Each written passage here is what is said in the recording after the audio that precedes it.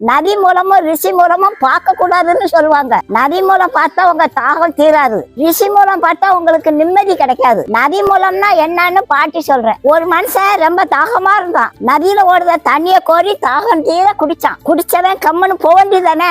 இந்த நதி எங்க இருந்து வருதுன்னு அதை பாக்குறதுக்கு போனான். அந்த நதி ஓடி வர வழியெல்லாம் அசுத்தமா இருந்தது.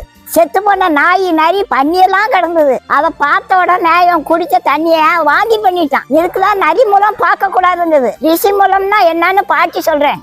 ஒரு ரிஷிட்ட போய் என்ன ஆசீர்வாதம் பண்ணுங்க சாமின்னு சொன்னா ஆசீர்வாதம் பண்ணுவாரு. ஆசீர்வாதம் உங்களுக்கு வருதோ இல்லையா அதை விடுங்க, உங்க நம்பிக்கை கொஞ்சம் நிம்மதியா இருக்கும். சரி, இந்த ரிஷி எப்படி பிறந்தாரு எப்படி வாழ்ந்தாருன்னு ஆராய்ச்சி பண்ணக்கூடாது. அது ஆராய்ச்சி பண்ணணும்னா உங்களால சகித்து கொள்ள முடியாது, அது அவ்வளவு மோசமா இருக்குங்க. இயேசு உங்களுக்கு தெரியுமாங்க?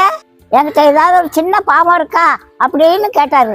ஊர்ல யார் வேணாலும் சொல்லுங்க பாப்போம்னு கேட்டாரு. ஒரு வயல வாயை திறக்கலாம், வாயை பொத்திட்டு போயிட்டான். இயேசுவோட பிறப்பே பரிசுத்தங்க, அவர் வாழ்ந்த விதம் பரிசுத்தங்க. இயேசு கிறிஸ்து ஒரு பேரின்ப நதிங்க.